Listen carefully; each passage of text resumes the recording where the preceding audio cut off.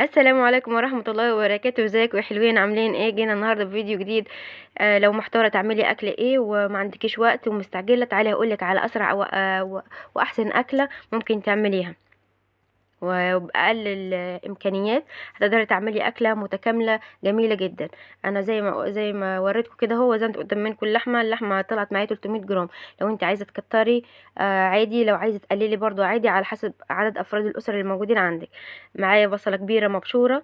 وهحط كمان معايا معلقتين عيش ناشف مطحون او فينو مطحون او بقسماط مطحون زي ما تحبي.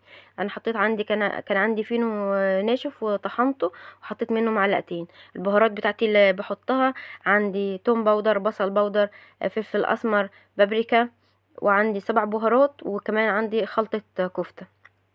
حطيتهم كلهم على بعض.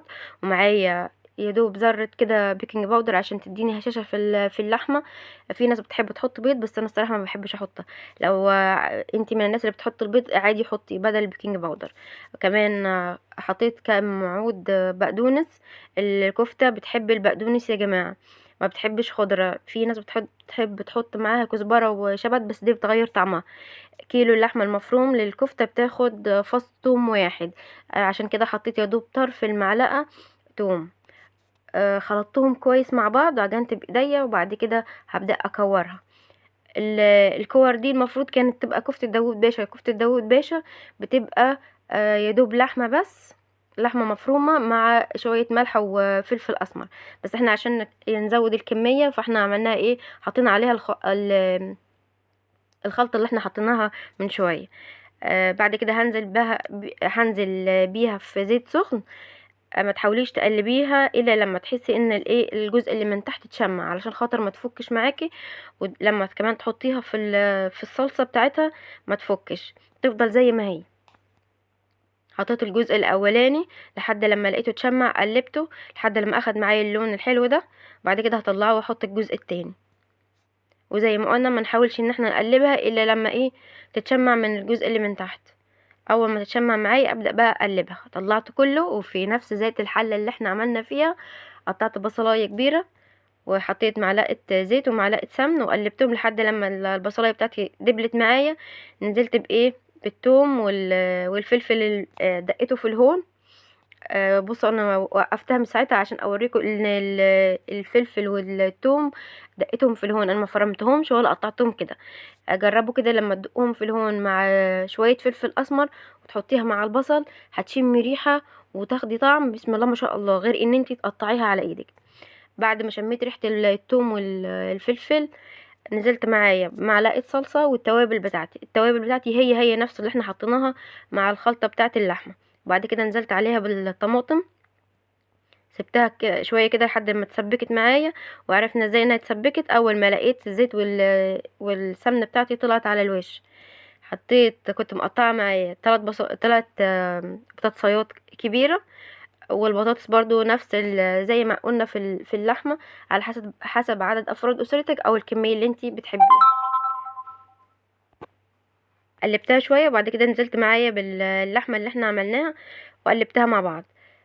زودتها شوية شوربة. لو ما عندكيش شوربة زوديها شوية مية. اسيبها تاخد غلوتين كده على النار. البطاطس بتاعتي ما تستويش، يا دوب تبقى نص سوا. لو انت عايزه تكملي سواها على النار عادي، لكن انا كنت حابه ان انا احطها في الفرن. بصوا بقى الطاجن العسل السكر اللي كل ما اشوفه بسم الله ما شاء الله، بقول لك بسم الله ما شاء الله على حاجتك يا اميره. ربنا يبارك لك والله يا بنتي على الحاجه بتاعتك، والله اقسم بالله فظيعه. يعني حتى لما بنعمل فيها الاكل بيبقى طعمها تحفه تحفه تحفه. هي الطواجن بتبقى يعني تسويه الاكل فيها ما شاء الله. بس مع اميره حاجه تاني. هحط اللينك بتاع الجروب بتاع اميره صندوق الوصف، اللي حابب يدخل معايا يا جماعه، حاجتها تحفه. الاكله دي صدقوني والله فايتكم كتير لو ما جربتوهاش. جربوها كده بسم الله ما شاء الله، الله اكبر عليها. الصوص بتاعها طعمه شارب من البطاطس ومن الكفتة. فظيعة، يعني عايزة تتاكل كده أكل.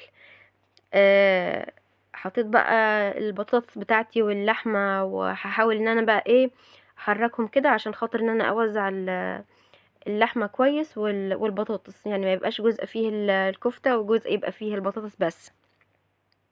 دي اسرع اكله ممكن تعمليها، ما تاخدش معاكي وقت ولا هياخد معاكي مجهود ولا بقى عكعكه ولا اي حاجه.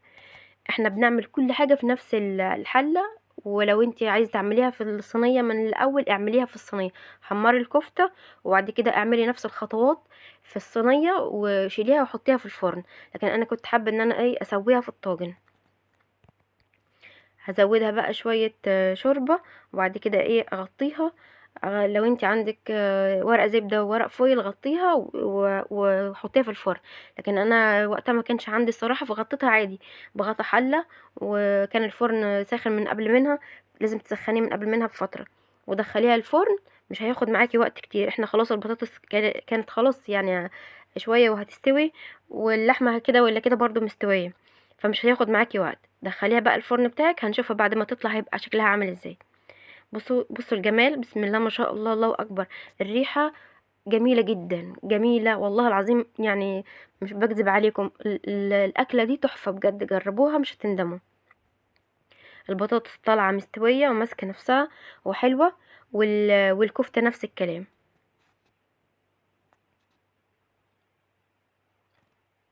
بصوا عامله ازاي، بصوا الحلاوه والجمال، غير بقى الطعم وغير الريحه اللي كانت طالعه علينا. جبت بقى الطبق بتاعي عشان اقدم فيه. طبعا ده مش الطبق اللي احنا هنغرف فيه طبعا. ده طبق كده عشان خاطر التصوير. مين فيكم يا جماعة بيحب الرز الحبة وحبة؟ احنا بنعمل رز اللي هو الحبة وحبة. اللي فيكم بيحب الرز ده يكتب لي تحت في الكومنتات، بتحبوه اكتر ولا بتحبوا الرز بشعرية؟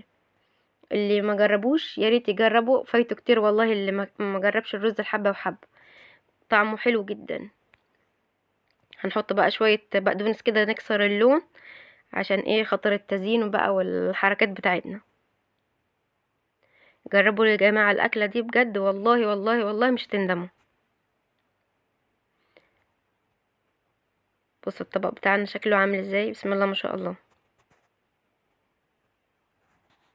اللي بيعمل الأكلة دي يا جماعة يقول لي تحت برضو في الكومنتات، ويقول لي طريقته، ويقول لي الفرق ما بين الطريقة اللي أنا عملت بيها والطريقة بتاعته. بصوا بقى الرز بتاعنا بسم الله ما شاء الله مفلفل كل حبة لوحدها، ما شاء الله. والبطاطس بتاعتنا برضو مستوية وحلوة، واللحمة كمان. ما تنسونيش بقى في اللايك، اللايك يا جماعة هو اللي بيرفع الفيديو. ويا ريت تعملوا شير لاصحابكم وتعرفوهم بالقناة بتاعتنا. لو عجبك الفيديو ما تنسونيش في اللايك والشير وسبسكرايب. مع السلامة.